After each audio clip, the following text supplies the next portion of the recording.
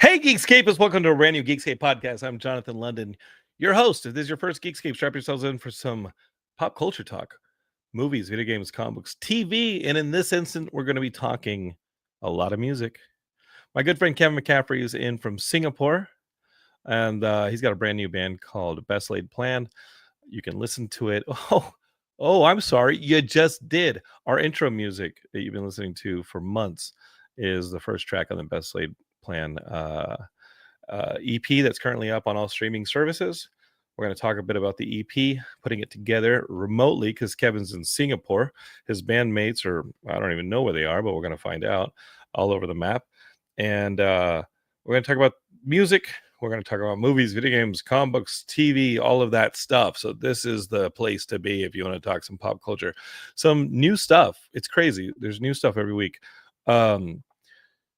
We have the Big Brothers Big Sisters Geekscape charity holiday drive happening on my birthday, December 5th.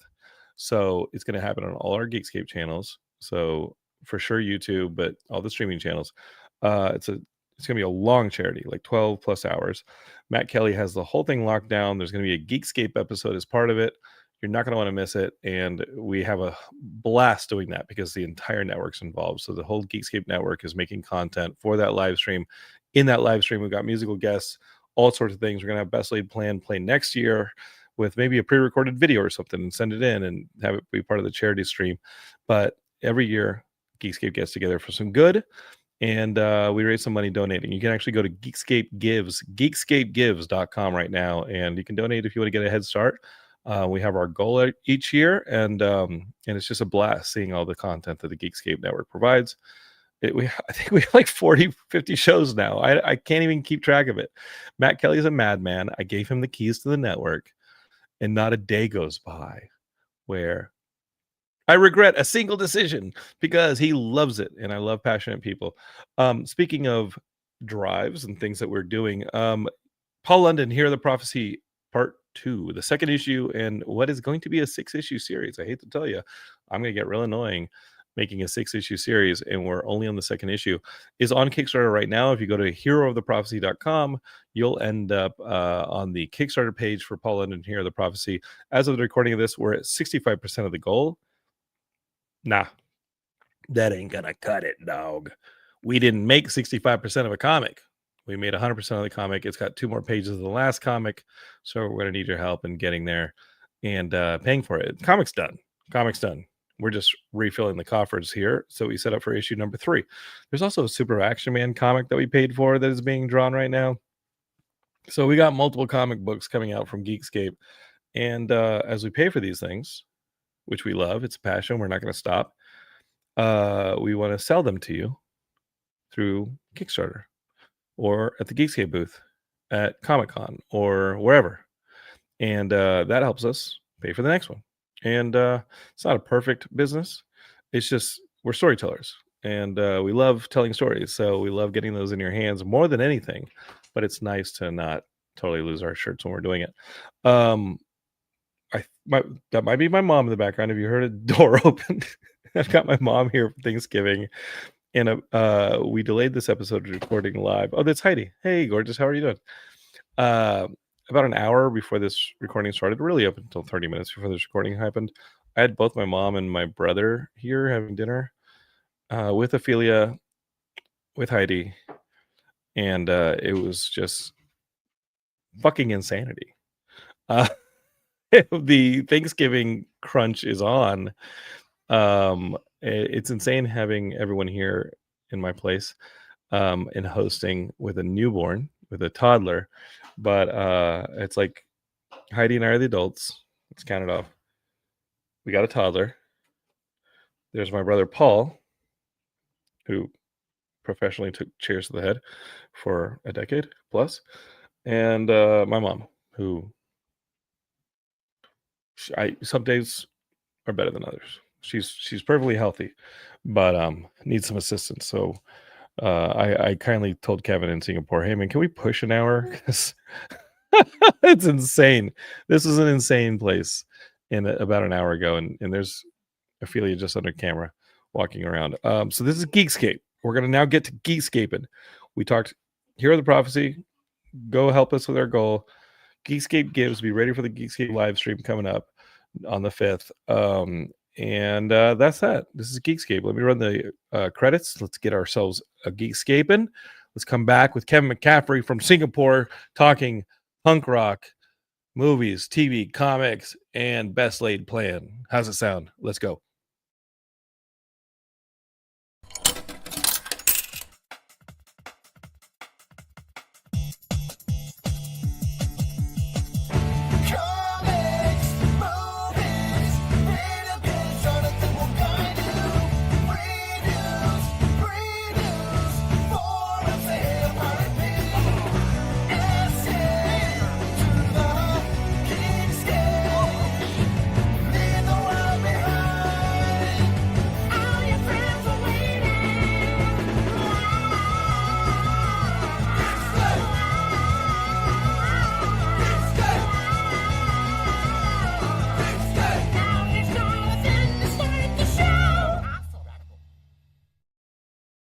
All right, Geekscapists, welcome to Geekscape. Let's get the show started. I'm sorry, my brain was a little scrambled eggs.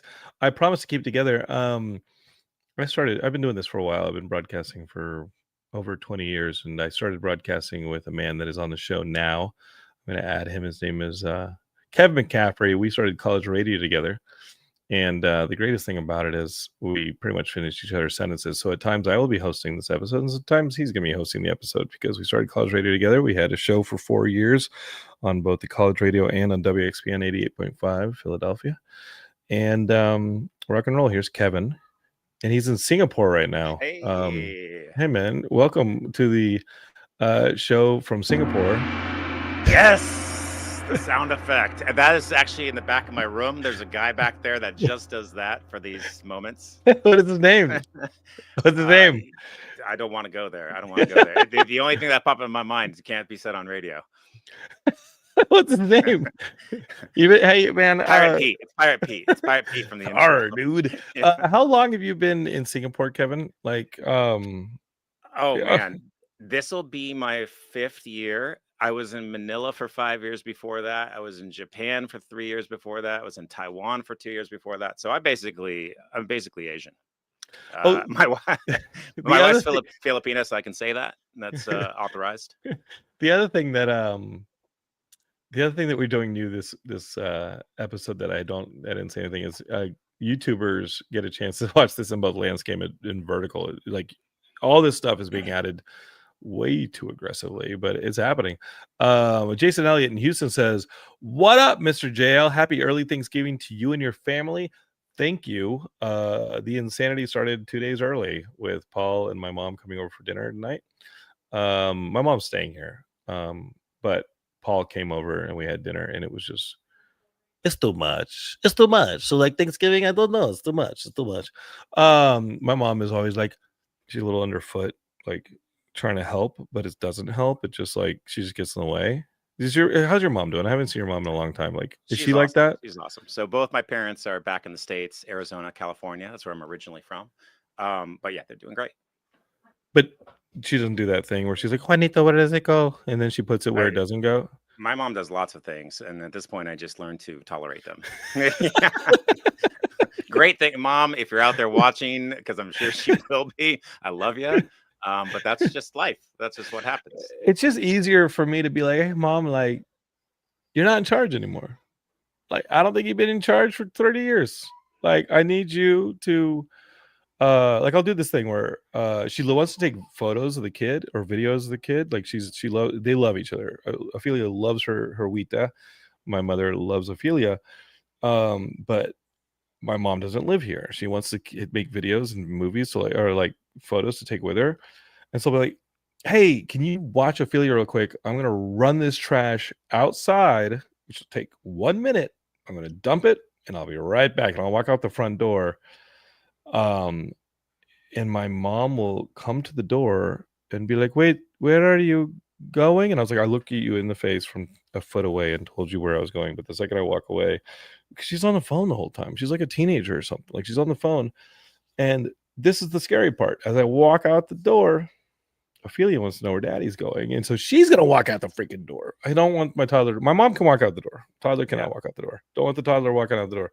And so I'm like, Mom, can you please put the phone down and pay attention to the kid who's walking around? Like, do not let her walk into the kitchen. Don't leave your pills out. Look like candy. Don't do that stuff. For 18 years, maybe 40 years, they put up with us. So now it's our turn to return the favor. But Juanito, if I put my pills away, I will forget to take them. Well, Mom, I'm a grown man. I'm just going to set a timer, and I will tell you when to take your pills. What do you say? You put the pills away. If you have laying around, my daughter's going to probably eat them. Why don't you put the pills away? Do not have your pills laying around. But Juanito, if I do not see the pills, I will forget to take them. Right. It's fine. I'll remind you. Yeah. So last night, 9:00, I knock on the door. She's taking hey Mom, just a reminder, it's 9 a.m. Take your pill. This morning, I go off. I send her a text. I call her, hey Mom, it's 9 a.m. Just making sure you take your pill. But having it laying around like it's fucking like it's a Pez dispenser. Like no, we ain't doing that with the toddler running around. It's crazy, but they love each other. She made these puppets. Oh man, what are these puppets? Oh yeah. Hold up. Video, you can watch this. Look at these puppets my mom made. Ophelia. Look at these puppets. Hold up. Okay. So everybody, welcome to the show. My name's Kevin. They're not bad. Kevin. Check this out. Look at these puppets. And like Ophelia's, like we spoil the hell out of our daughter. And so like people are like, what can I bring your daughter? I told my mom, I was like, Mom, just straight up, just bring her like children's books in Spanish. Like we want her to speak more Spanish. Just bring her. She brought 3 of these things. I can only find 2 of them. But she look at these fucking things she made. Some of them are like nightmare machines. Look at this. You ready for this? These homemade? Yeah. My mom is an artist, so like she paints, she does all this stuff, and then she made these puppets for Ophelia. Ready? Jonathan's about to get a co-host right here. Hi, Kevin.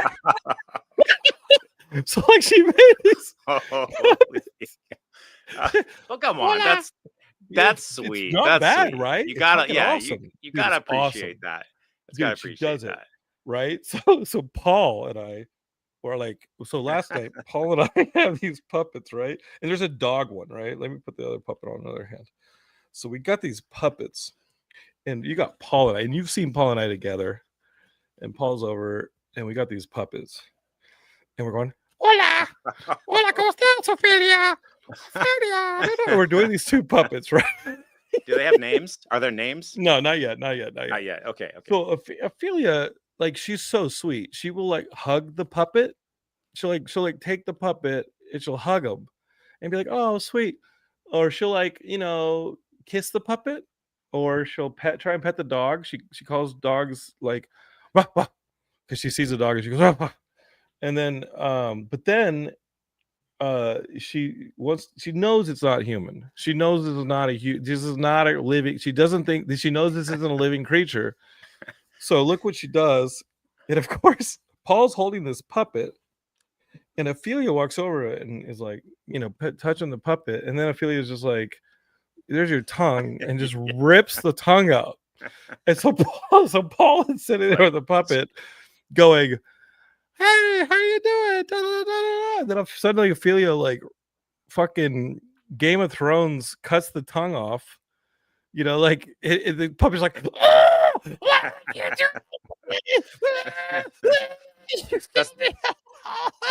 as you should. If you're the uncle and you're not doing that, you're doing. If you're the dad, wrong. So Paul and I are sitting there, and Heidi's like, "What the? You're gonna give her a nightmare?" And we're sitting there running a nightmare factory with these puppets for her daughter, and she's loving it. She wants to destroy these things, but. By the way, we're taking a screenshot of you with the puppet, and we're going to post that because this show has become something else. This show. It's been fun. But yeah, she made these puppets. She brought the puppets. The puppets are my new co-hosts. And then it's been cool, like seeing them. I become like the third rung. like Heidi's the parent she wants time with, and then Jonathan's like the bottom rung, and then when my mom showed up, Wita's like Abuelita is the one she wants to hang out with. So Jonathan's the bottom of the ladder now, and I'm just like, okay, fine. As you mentioned in your intro, we've known each other for a long time, all the way back to university. So couldn't be more proud, man. I know how Oh, thanks, difficult it man. is to run a show, to do Geekscape, to do Hero of the Prophecy, to do Super Action Man. I mean, super exciting, but your daughter's the most important thing in your life. Dude, I'm so she's proud. awesome. Congrats. And she's been to all these Comic Cons and stuff like that. Like, it's been insane. It's been so much fun. We went to Revenge of, it was like a Comic Con in like this comic shop in Eagle Rock called Revenge of, and like we saw our friends there. And at this point, like, people are just like, "Where's Ophelia? Where is she? Where's she walking around?" Yeah. I wanted to meet Mike Alred, who did Madman, but I didn't get a chance. The line was just too long. Like, I waved at him, but I wanted him to sign my action figure. But I actually wanted to give him a copy of the Hero of the Prophecy. But guys, in all honesty, You should have brought the puppet. You should have been. Should have brought the puppet. I didn't have the puppet. Now I got puppets. That now guy gets to the front of the line. That guy gets to the front of the line. Hey, bring that freak out. You know what, officer? Get that guy away from me. Yeah, exactly. There's a tongueless puppet over there. Yeah. Paul's like, we need to get like yarn, like red yarn. So when she rips the tongue out, like a bunch of red yarn just spits out. Like she just like killed it. And then it's like, hey, like I'd rather her learn mortality by like a puppet than her like pulling the wings off a bug or something. And or, it like, teaches a life lesson. Like, don't touch the knives. And then not rip something's tongue out. She just straight up Game of Thrones. Richton grabbed this puppet's tongue and ripped it right off. And of course Paul rolled with it. What was the last I actually remember distinctly the first time that, I mean, obviously you've stepped on bugs and stuff as a kid, but I remember in kindergarten or first grade, we had a pretty, juvenile science experiment where there were fruit flies in a little, you grew up in Arizona, I grew up in Texas, so I don't think it's too different, but we had these little fruit flies that were in this little container, and in the bottom of the container was their food, which was like a gel, but it was an entire level of this stuff. It was like so like think of like a small cylindrical, like it's really small cylindrical little container. It had fruit flies in it, and at the bottom was this gel that was their food, but it was pretty thick. It took about like almost half of it, and you're supposed to write observations. You were supposed to be a junior scientist, right? And you're supposed to have these fruit flies, and you're supposed to say things like they have 2 wings, or they're very small, or they're about this size, or there are 30 of them, or I don't know. You were just supposed to write observations about it, like you're a young scientist. And as I'm observing them, I'm holding this packet or this container, and I turn it upside down, and the food slides. That was on the bottom. As I turn it upside down, and now it's on the top. Gravity just slid the thing to the bottom, and it smear killed all the fruit flies in it. Massacred them all. I fucking murdered like 30 fruit flies, and I was just like, oh shit! Like I felt like Galactus. What was your eating observation, a planet? though? You still have dead. Yeah. Your observation was they're dead. It's like they're not moving anymore.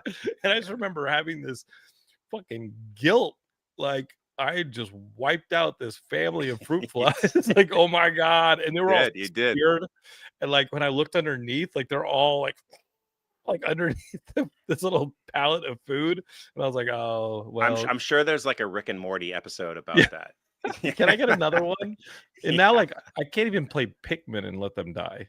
Like I'll reset the fucking level if one of my Pikmin like falls in the water and dies. You know what I'm talking about with that game Pikmin?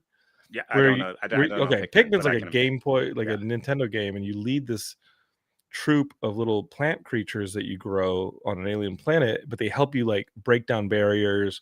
Some are water based, like the blue ones can live in water, but the fire ones, the red ones, do not throw them in water. Electrical ones, like don't throw only throw the blue ones in water. Or like if there's fire, the red ones can walk through the fire, but do not expect the other ones to do it.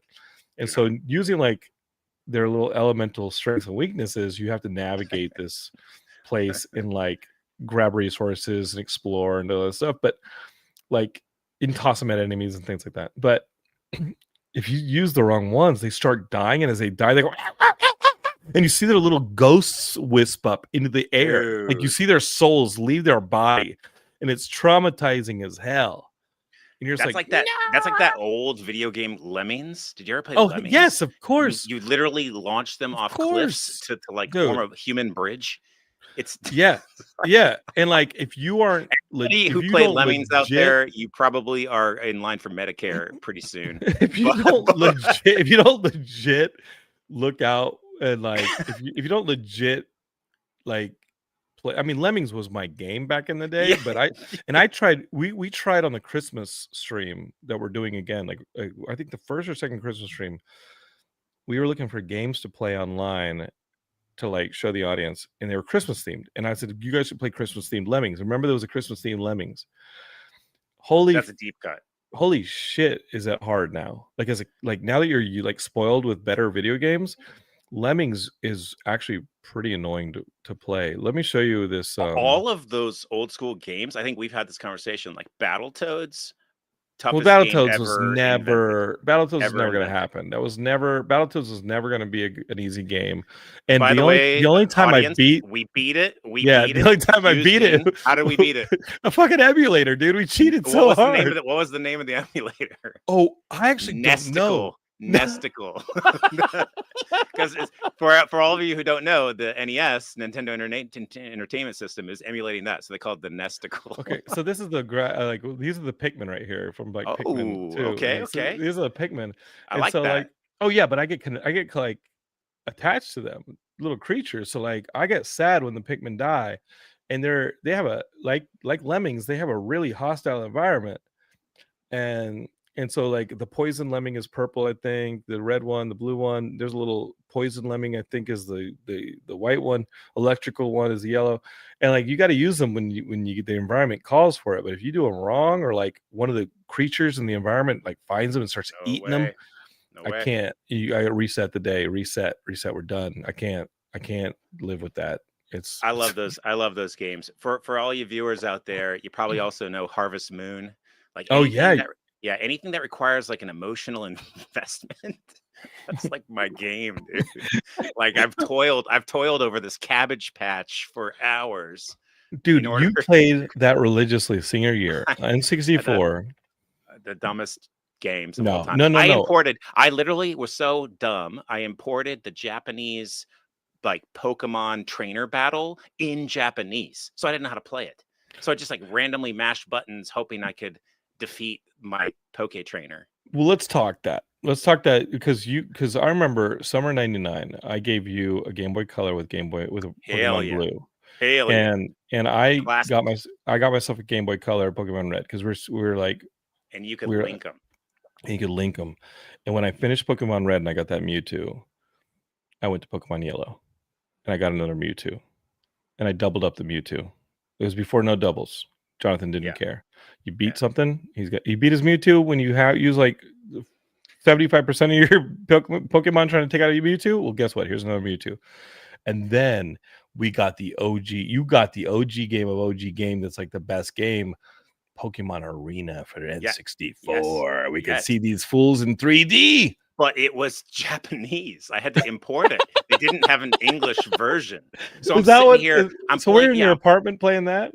I'm mashing buttons and I've got no idea what it says. Like I'm trying to like I don't remember that. Look at the katakana and guess it. Like, oh, this is a boru, like ball. Oh, it's a Pokeball. We should have played it on Nesticle. Yeah, dude. I just remember that Battletoads. We would play like 3 seconds, get a little further in we get a little further. Ratty. It was so ratty. We'd get a little further on like the water level, or like lowering ourselves down the jet ski level. The jet ski, that fucking jet ski level. And then we get like one screen further and save it. Yeah, like 2 screens further to save it, and we just sporadically like start, stop. Oh, we died. We go back to the last save. Like we just start, stop, beat that game. It took hours that night. And then I met an actor early in LA, and he's like, "Battletoads, I beat." And I go, "Fuck you!" I said, "The fuck you did." And he goes, "I mean, I used the warps, but I beat it." I don't know. That's true. That's garbage. Like it just did not happen, Kevin. I've watched some YouTube videos. I've where seen they there's use like the some warps. there's some There's warps timing that things. immediately show right on the Yeah. screen. There's like this weird thing that shows on the screen right as you start to like scroll to a new screen, and you got to race to it, and it'll warp you. But come on, it's still impossible. Like, it's still such a hard game, dude. I I love tried it. playing. I got this on the Switch too. I did the virtual console like the other night. I was trying to burn Steam, but I was like, okay, Heidi and Ophelia are in bed. I have energy. I'm gonna spend like 30 minutes or an hour playing video games, but I don't have the emotional investment to do To a kill a picnic. Zelda. I'm not doing that. That will leave. No. That'll keep me up all night. I'll be like, what have I done? What have I done? I didn't want to, I didn't want to like trying to like I'm OCD, so I didn't want to like start Mario Kart World because I just want to unlock all the suits, and I'll be like, where? I don't want to do that because I'm kind of getting obsessed about unlocking the suits in Mario Kart World. You have to have all the characters, you have to have all the vehicles, you have to unlock all the suits. I'm just not there time wise to be able to do that because I won't come back from that. So I was like, let me play some virtual console classic NES games. And I threw up Rygar, which is a game I really loved back in the day. You know, where the dude has that freaking ping Yeah, pong thing, yeah. and the music's like, dun, dun, dun, dun, dun, dun, dun, dun, and it's like classic. Classic, like 8-bit cheesy Holy tunes. crap in a bucket did I suck at that game, dude. We were so good at games back in the day when we weren't just resting on like respawns. Yeah. You had to be good, dude. Yeah. That game doesn't have multiple lives. It has 3 health things. When you start out, you can get a 4th if you play well enough. But Rygar, it's not like you die and it's like, oh, you got 2 lives left. Maybe you'll get another life later down the. No. In Rygar, you got 1 life. Yeah, that's it. You better hope there's that some little bat good creature like YouTube content creators out there about the consequences of old school video games. What We do you lack mean? the consequences, meaning like Oh yeah, old school video games do not have pause, restart. You got to get to the end of the level. That's it, or you're dead. Eat 3 lives, you're done. even the Konami code, I think, had a limit on the lives it provided. It was the Konami code. Catch me if I'm wrong, but like, correct me if I'm wrong. But the Contra, when you played the Konami code, it gave you like 99 lives, but it didn't give you infinite lives. Is that correct? Could you still run out of lives, or was it you 99? probably could, but I don't think you would. I don't think you would. Yeah. So there were cheats. There were cheats, but like yeah. though if you played them straight up, first of all, the way that the mechanics were designed, they were crap anyway. It was really difficult to some like, cheat shit, man. Like you ain't fucking you ain't beating Karnov, dude. Like don't even like Karnov will bust your ass. So the old adage of like walking uphill to school through the snow both ways, like that is now our. Like you didn't play old school video games, man. No, you didn't. No, you didn't suffer. And I've been spoiled. So like I actually got more PTSD than from Rygar than I would have gotten from the OCD of trying to unlock costumes in freaking Mario Kart World. But the new grind is unlocks. That I would say you're like I play a lot of Battlefield and Call of Duty, and like God, the grind to unlock camos, the grind to unlock. You're like, oh, level up my weapon is going to take me 18 freaking hours of play. Yeah, it's tough.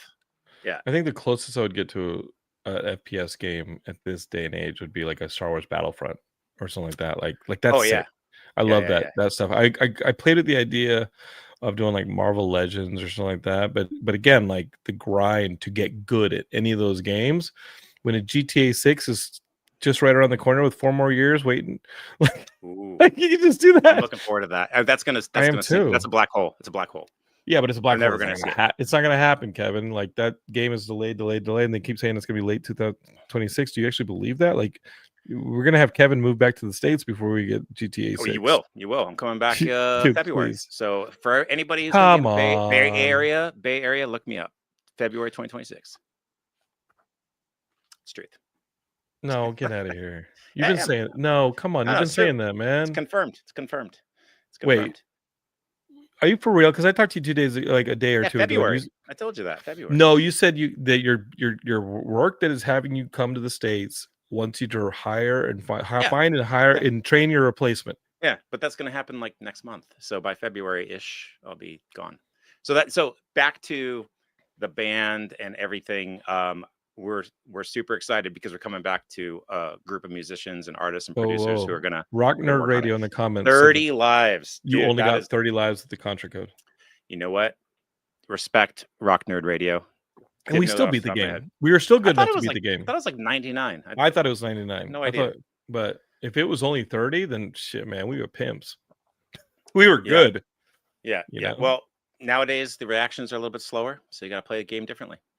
Yeah. Got to get yeah. Nesticle back out. Break out Gotta get that break out Nesticle. your Nesticle. The Chat GPT generation. A giant Nesticle. Dude, that I forgot that the emulator was called Nesticle. Fucking what a great name. Dude, And I you love playing, also and I beat like, Quackshot, one of the best Genesis games that's overlooked. Donald Duck in Quackshot.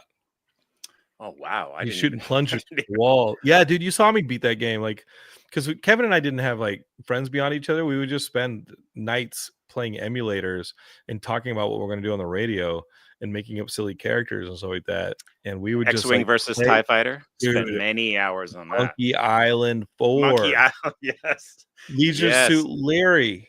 Oh, Leisure Suit Larry. That Dude, was a Diablo 2. That's right. All the OGs. And you had that roommate you couldn't stand. I won't mention them. I've blocked that from my mind. I don't have those memories. Okay, so let's talk Best Laid Plan. Best Laid Plan is Kevin's brand new 5-piece band. Did I get that right? You did, yes. But the band has. Have you guys ever met in person? It's a real band. It's a real band. I know it's a real band. I'm not gonna say. And we have been. Yes, we have. So okay, Wait, here's what? a story. Here's a story. So check this out. So forever, I've loved punk rock. You know, since we grew up, in high school, in college. We connected because there was a kid who came into my room for freshman year of college. They said there's a guy down the hall who has a Weezer poster, a Green Day poster, and an MTX Mr. T Experience poster. You got to meet this kid. And I was like, there's no way. There's no way. And I met Kevin at instant friends because I was part of the original Weezer fan club back when Kylie and Michael would send you like updates with a signed headshot of the band. Like that's the origin story. Rest in peace, Michaela and Carly. And then before I joined the military, so I spent 12 years in the military. It's kind of my background.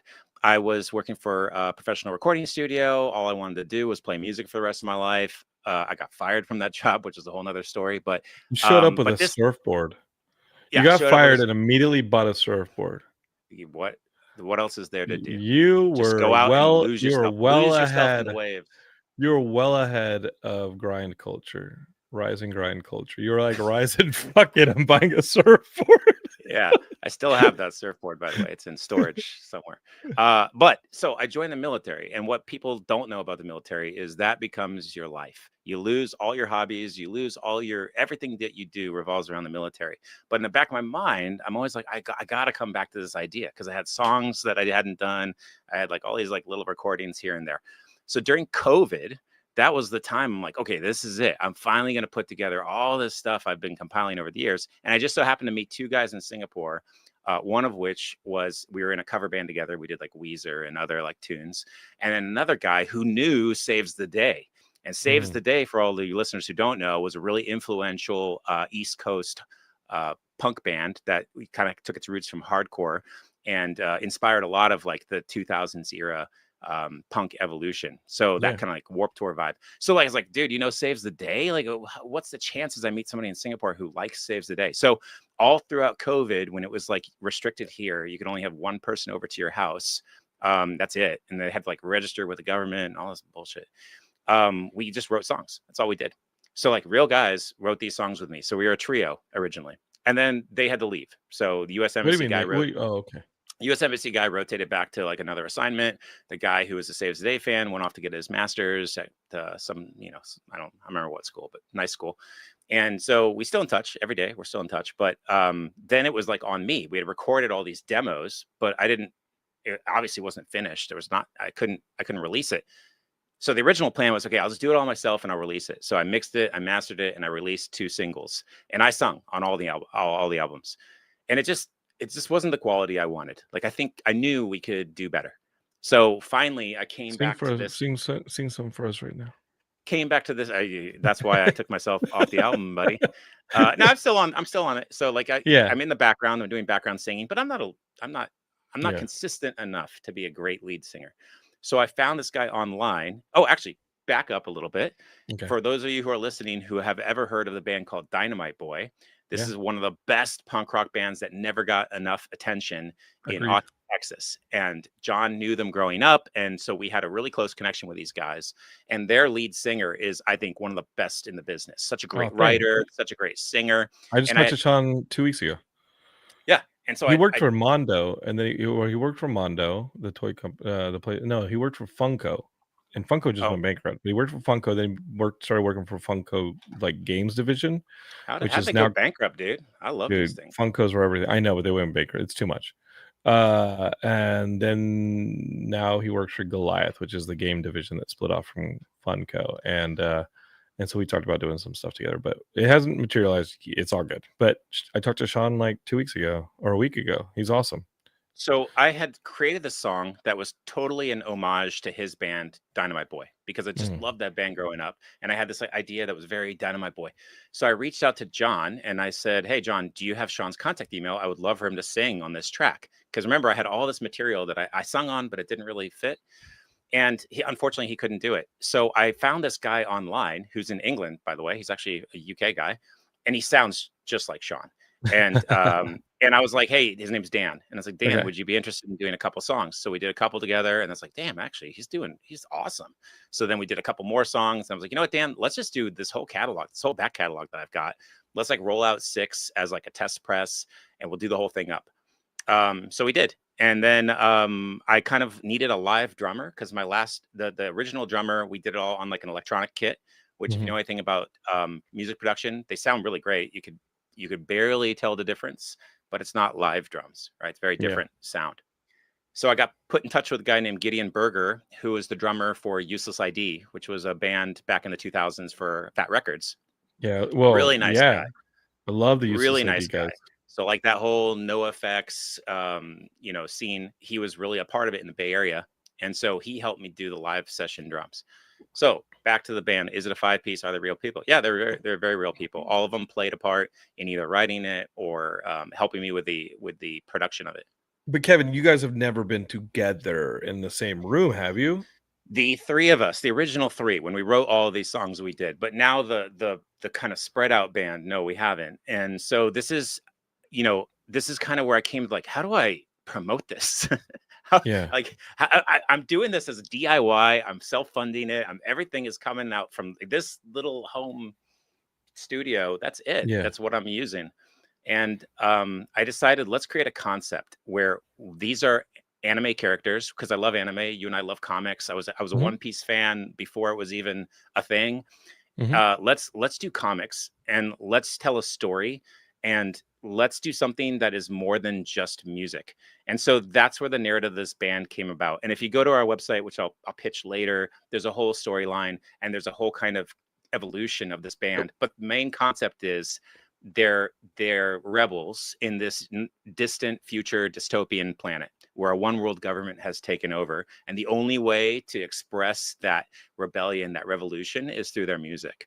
And Kevin, so a lot can of the you story actually throw me I'm sorry. I just want that URL now so I can put it in the lower thirds. Like, so it's just put it in the private chat or bestlaidplan.net.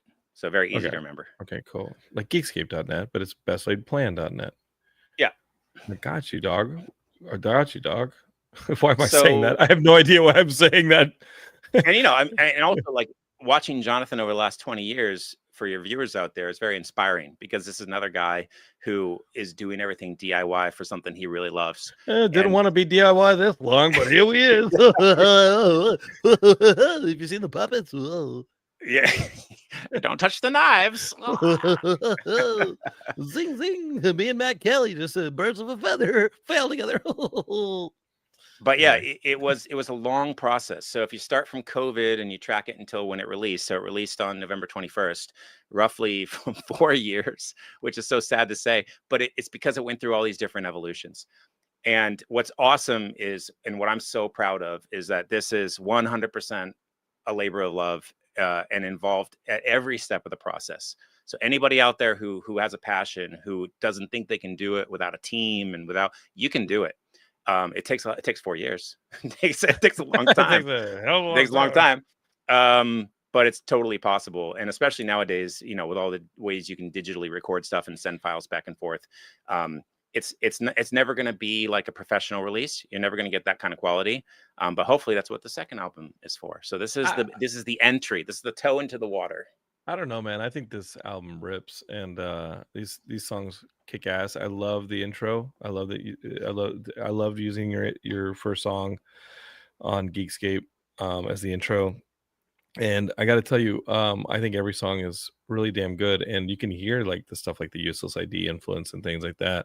But there's a song that I think steps up beyond some of the others on this. There's a song Geekscape is go to bestlaidplan.net, learn more about the band, find the music on any streaming service. It's on Spotify, it's on all the stuff.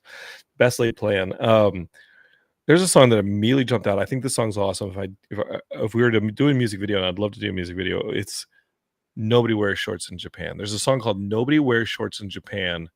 It's hilarious. The references you make in this are so damn funny. It tells a story of being a gaijin, right? A weeb or whatever. And true life story. Actually, real life story. Yeah, and you step off the train in shorts, and what a faux pas that was.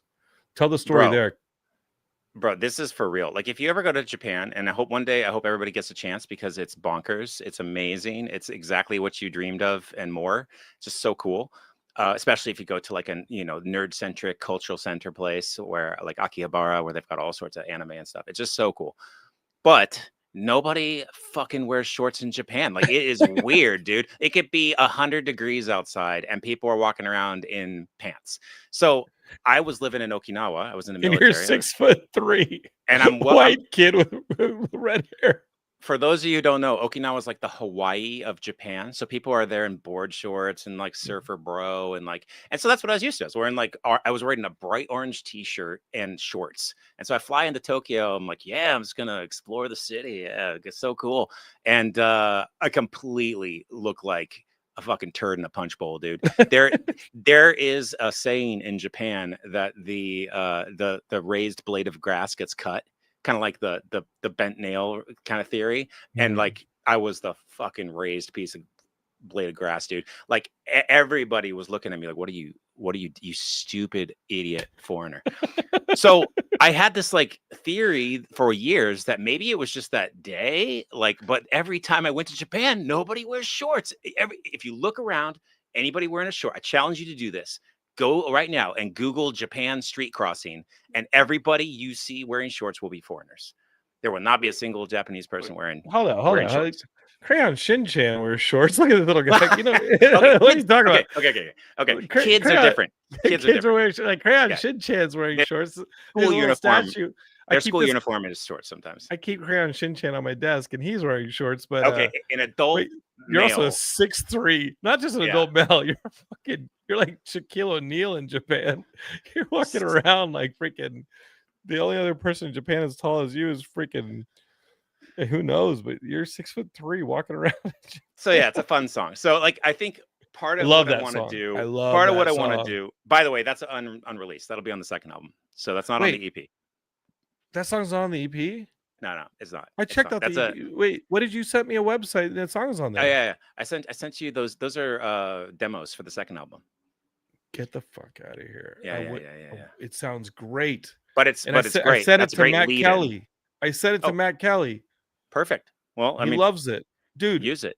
So many of my friends think that song rips. It's a demo. That song's awesome. That hasn't been recorded at all. Just as me like sitting here doing whatever. Get the hell out of here. It sounds great. Thank you. I'm down. So like, I think like if you look at like the punk records, rock records that we loved, like there's always like the Social Distortion, Bad Religion, political bands, which I think is great, and you need to have that if you want to be like true to the punk aesthetic. But it's also fun to be a total goofball like Blink-182 or Sum 41 and have those funny songs that just completely are oddballs and resonate with a different kind of mood. And so trying to mix those up, I think, is the key. I want to stay within the lore, within the narrative of the band, but I also just want to have a fun time. And so that's what the second record is going to be. It's going to be a mix of that. And then just exploring new things as well, right? Like, how do you deal with like some of the challenges in life that all of us are going through? And no matter what your age is, and no matter where you are in your life, there's just some things that they're hard to express, they're hard to talk about, but music is a way to express those things. Dude, that's awesome. Rock Nerd Radio, which you guys should all check out on YouTube. He says, "This is the coolest conversation I've ever heard." Dude, we're in a lot of geek stuff. I'm not in India, but I'm close, so namaste.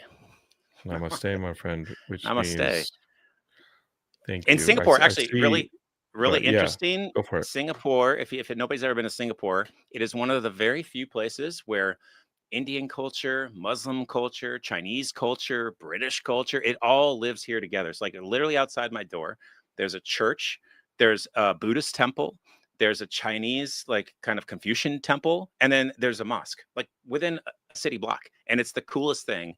Now there's some drawbacks. There's some other things you have to deal with here that, you know, every place has pluses and minuses, but that's why I can tell you, namaste. Yes! We still got it. Just like old radio, we throw the sound. Still got it. In there. Oh, I love it. I still got it. Thank you. Shut the hell up. Yeah. So so it's been a journey. One of the things I think that has been a huge lesson learned is if you try to do it by yourself, you're just going to get crushed. And that's what I tried to do the first 2 years. I tried to just like completely do it all myself. And it really took a team. So in addition to like the artists I mentioned that are part of it, there's some amazing producers I've worked with. There's some amazing artists that do all the anime. So shout out to Rover Studios in Vietnam, all hand drawn, all original artwork. And Winston Gambro, who you referred me to, did a lot of the design for my logo and also for the original character design. Winston has a new book on Kickstarter now with our friend David Boer, Moloch the Damned. I think they just funded today, which is congratulations, guys. Congratulations. And Geekscape, the Geekscape is Winston is the designer and everything on Hear the Prophecy, and he'll be the designer on the Sam book. So Winston's amazing. I jumped at the chance of sending Winston over to you. Yeah. So it takes a team, and it takes a while to get there, man. But it's totally worth it. My wife asked me the other day. You remember that quote in Black Hawk Down, like, "Why do you do it, Hoot?" No, I mean I watched the movie once and I read the book, but I don't remember that. And then Hoot's like, "They'll never know why we do it. We do it because of the man next to us." All that kind of stuff. My wife asked me, "Why do you do it, Hoot?" And I thought about it, and I was like, when you're young or when you're just starting in music, it's because you want to get famous or you want to, be a rock star, or maybe you want to get rich or whatever. But at this point in my life, it's just about like sharing ideas and sharing concepts, and then forming a community. So like one of the big things I want to do is have people get invested, not just in the music, but in the story and in being part of that community. Because like what you built here on Geekscape, right? It's a huge part of your life. Oh, I'm just trying to keep Matt Kelly off the streets. Yeah. I just want Shane O'Hare, Matt Kelly, all my children. I just want them to be okay. And rightly so. So. And my community, my family. If we never make a dime, hopefully we can fund and not lose money, but if we never make a dime, that's cool. And if we never play a show, that's cool. But if people like the music and get the idea and they can share that with other people, that's why I do it, Hoot. Namaste. I see the divine in you, and you see the divine in me. By the way, please, everybody, when you see this, I live in Singapore. This is totally normal. We just do this on the street. One of Ophelia's favorite books is all like Namaste, and Heidi's like all yogi and stuff like that. And so Heidi's like, let me get her a Namaste book because she loves this freaking Namaste book. But it is all about I acknowledge the divine in you. Namaste. Namaste. We have a track of Kevin's from the EP. It's right here. We're gonna play it along right here. Yeah, get down, yeah. So by the way, hilarious offside. I have a huge military community as well, because that's also a place where you have a tight knit group of friends. And I sent my EP to him, and one of the guys like, "Sounds like butt rock, man." Oh, that sucks. I'm like, Creed. I sound like Stain, like Dude. You do not. Can like you Creed. take me higher? You Great do song. not sound like Creed. Great song. Not really. That is a good song. Okay, Creed. Get the hell out. No, it's not. Let me tell you where I'm going to take you, Creed. Over to the trash, and I'm going to dump you in it. You know what? That's not seeing the divine. That's not seeing the divine. No, I don't namaste Creed. Heidi is easily, you know how people say your wife's the better half? Like with Heidi, she is so blatantly the better half that no, I'm still I'm still aspiring to that level of namaste and enlightenment that Heidi long since has achieved. I don't have space for butt rockers and Creed in my temple, the temple, but I was just joking. That was StreamYard putting like more songs and stuff into our. We had joked about it. Yeah, StreamYard has like these songs that they're like, do you want to add music to your add background music to your stuff? And I was like, look, not really. Hey, welcome to my podcast, and today we're going to be talking to hey, welcome to I'm hoping this adds to the effect. Here's one, Kevin. You don't know what's coming. You know it's coming, but this is not these are all StreamYard's new features. I can add music. Like if you were to send me one of the songs, I could play it here. But that's cool. But here is a song. You tell me. You ready? What kind of radio show is this? We did radio together for 4 years. Are you ready? Let's do this. Hey, what's up, listeners? On your morning drive, we have some hits coming up from our good friend Kevin McCaffrey of Best Laid Plan. Send you on the way to start your day. This sucks. So keep your feet on the ground, but keep reaching for the stars. Oh, here's one. Good night, everybody. It's a beautiful day. This one's called Night Driving. No, this is more like an erotic book reading, like 50 Shades of Grey as narrated by Catherine Zeta-Jones. No, you know what this is? This is like like 50-year-olds in like a jacuzzi. Sexually. We're almost 50 years old. This is like two 65-year-olds after a Jimmy Buffett concert. Hey, I'm just gonna set the mood, babe. Yeah. Picks up somebody. Here's one. Oh, that. This one's called Into Space. You've never heard these before, have you? No. I'm exploring totally StreamYard's free offerings. They're like this. Oh, this is Pikmin. This is you. Yeah, this sounds like Pikmin, bro. Yeah, this is Pikmin music right here. I like this. Is one radish? I like this one. It's like, let's go pick up a bottle cap. Yeah. I should get the puppets back out. Oh, that is puppet music. Here's one. That's puppet music. This one's called. I'm not gonna tell you. Daydreaming.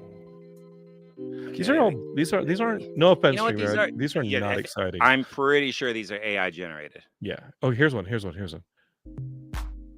This one's called Feeding the Ducks. This one's called Feeding the Ducks. Like, why is this called Feeding the Ducks? Hey, girl. Going to the party and I saw a little girl and I wanted to. It's like an old school DJ Jazzy Jeff and Will Smith rap. Nightmare on my street. But it's more like it's kind of got like a soul vibe to it, so it's got a little bit of sensuality. Yeah. Remember Serge Gainsbourg? Ooh, of course. Oh la la. Je t'aime. Guys, this is gone off the rails. I apologize. And if you want to roll through and maybe see what's on the TV, I've got a new bottle of wine and jacuzzi that takes only about 10 minutes to warm up, and I've got a jar. I'll put you on that bearskin rug, and 100% pure bearskin. Listen, I got candles. I went to Costco and got a jar of Crisco pumpkin spice. Girl, It's about that time. It's pumpkin spice time. I'm gonna heat up a fajita on that ass. I don't know. God. Melt that cheddar jack. That's called cheddar jack cheese. It's been a while since I've been back home. Oh, it faded out. Was that was feeding the? That was called feeding the. That was called feeding the ducks. Feeding the ducks. That was called feeding the ducks. That is one way to describe that act. It's called, well, I don't know why it's called feeding the ducks, but I do know that it rocks. Hey, what's up, guys? I just rolled through in my Harley, and I'm here at the motel ready for some action. Blasting it back to the 80s. Jacket wrapped tight. Check it out. 18-inch pythons ready to rumble. Today, live. This is one of those, you know what this is? This is one of those big monster rally. Monster. Trucks. But, no, it's got a wailing guitar and it's Grave digger. Tonight only. Action. If you look at me wrong, bro, I'm going to wrap your teeth around my tailpipe. You got me, homie. Listen here. They call me Axel, all right? 64-ounce big gulps exclusive at the arena. It's 60 miles of hard road, all right? So I ain't taking no chodes. Okay, you step to me, the last step you'll ever take, because you're going off the diving board into the deep end, bro. Yeah. It's hot dogs and handshakes tonight. Get it while they're live. It's hot dogs and headbutts, bro. Yeah, headbutts. I'll see your asses in the parking lot. Yeah, I missed that one. Damn it. I'm rusty. You ask for my girl Viper, and she'll set you up. Oh man. What is this music? I like that StreamYard is like, we got you free music to put in the background of your podcast. Hey, I mean, it's right now, it's doing its job. It's inspiring creativity. And probably you can hear like people just like tuning out, just like bye. I don't know what this is. Free music. I came here for nerd culture, and I came here for comic books, movies, and I got headbutts and handshakes, or hot dogs and headbutts. You kids are gonna love this stuff. We got this one. Hey man, let's run up the chain of command, but the kids are gonna love this new music. Today we're talking about awareness and what you can do in your relationships to expand your horizons. And for those of you, maybe you're not doing so well, we're gonna help you out on the podcast Geekscape and maybe get that date you've been looking for, that girl at work that doesn't know you exist. Well, once you kidnap her with our tactics. That's totally that Tim and Eric. That's that Tim and Eric Interstellar gag. Yeah. Oh my God. I miss you, buddy. I can't wait to see you, man. You gotta come. You gotta roll through. Can't wait. And like, I'll tell you what. Like, I got really lucky. Like I said earlier, I'm getting relocated back to the Bay Area, which is exactly where a lot of these guys, Gideon, the drummer, Jacob, the producer, and also the recording, the mixer, they're all based out of there. They're huge punk rock guys. They know that whole community. So super excited to get back there and then just start. I mean, right now we have 20 demos ready to go. So it's not even a matter of writing songs, it's just getting in there and recording it. Right, so for anybody who wants to check it out, bestlaidplan.net is the best way to kind of keep tabs. We also have all of our socials. Most of them are BLP banned, but if you go to the website, it's hyperlinked. And then next month we're starting our Kickstarter, and the Kickstarter is going to be pretty cool.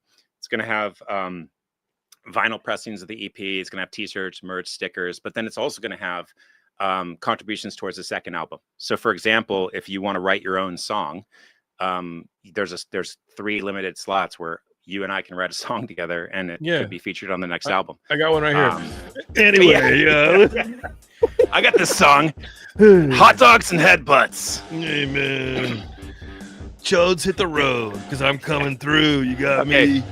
Disclaimer: the song's got to be good. What are you talking about, bro? I got this song coming down the pipeline, ready to ram away, bro. You got me, bro. I'm just the rock and roll one's the best one. That's the best one. Oh, and this is. I like this one. I like picking flowers on a Sunday afternoon. I showed Jonathan this earlier. Making daydreams until night shows me the moon. This little guy. This little guy. He's just eating his ramen, head nodding. I understand that Kevin and I would just spend nights in the radio station grabbing tracks, slapping them on the CD player or the record player, and just making up crap like this. And we were just delusional. We'd just be like rambling, trying different stupid storylines and skits. Dude, it feels good to have you doing this on Geekscape.